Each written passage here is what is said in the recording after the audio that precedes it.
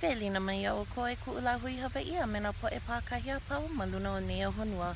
O nala keia bring you your manifesting mana'o no keia po. Today's ha'awina is on self-love, and the mana'o that I would love to share with you folks today is get ono with yourselves to get pono with yourselves. Oftentimes, when we are born into this world, we are born as brand new innocent souls, ready and eager to absorb every life experience that this world has to share with us. Because of that, oftentimes the conversations that people have towards us or about us tends to develop into the self-talk that we have with ourselves as adults.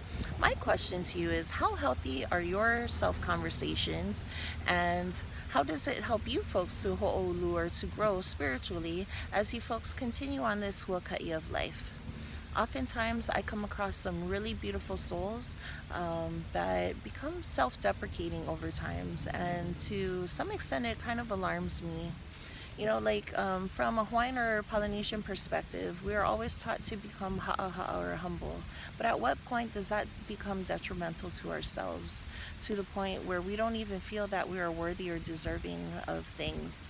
And then on the opposite end of the spectrum, we meet some people who are ho'okano, where they are so proud and boastful that it becomes self-deprecating in the opposite end, in which nobody wants to tolerate them because they're so full of themselves.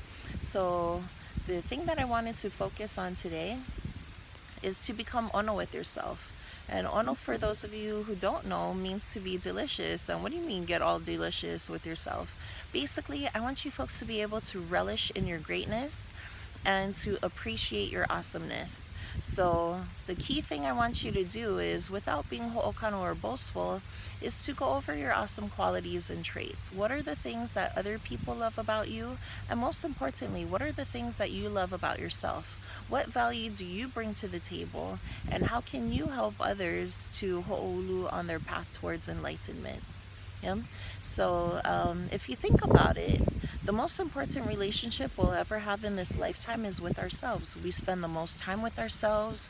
We know ourselves most intimately, our bad and our good attributes about each other. And those are the things that we have to be honest with ourselves about. Yeah. And of course, we need to focus on what are the things that we truly deserve and what are the things that we truly desire. And how can we turn our thoughts into beautiful manifestations of the things that we desire. Our kupuna always tell us, makolelo keola, makolelo kamake.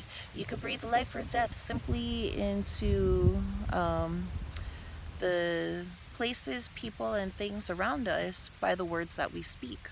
Therefore, I want us to be more conscientious and mindful of the type of self-talk that we have to ourselves, because that is the most important thing in terms of bringing our dreams and aspirations into fruition. And in terms of helping to elevate the mana of our honua, again, it starts from ourselves, then it radiates out to others, and finally, it'll trigger off like a chain reaction to the point where we can help to elevate the mana of this honua. But how can we elevate it in a healthy sense unless we have a healthy sense of self? Therefore, I want us to focus on putting out positive intentions for our own greatness and our own goodwill, to the point where we radiate so high that our mana is so vibrant and radiant that our vibe attracts our tribe. Yeah. And I know it's a cliche, but it's totally true. The type of mana that you put out there, that you project to others, becomes reflected towards you. So my question is, what kind of thoughts are you putting out there? What kind of mana are you putting out there? And more importantly, what kind of things are you going to manifest because of those types of mana'o and mana that you're projecting? Okay, so the key thing is, again, be positive, uplifting, and most importantly, love yourself like no other. I know that oftentimes people who are empathic tend to overtly give to others to the point where they become detrimental to themselves. They expend all of their energy, all of their mana, and all of their resources giving to everybody else, that they forget to put them their Kalamai. They forget to put themselves on their own priority list, and I should know that one well because that took me the longest time to learn that ha'awina. I would probably say at least about a good 3 decades worth of time to remind myself that I need to put myself on my own priority list and to put my needs before the wants of others. So I want all of you out there to start being more cognizant of what type of mana'o you're projecting, not only about yourself, but towards others, and how it's being projected back to you. And people will only respect you as much as you respect yourself. So project as much self-love into this world that all that love comes back to you. And the key thing that I've learned in those 3 decades in terms of not overexerting myself is to give people of my excess.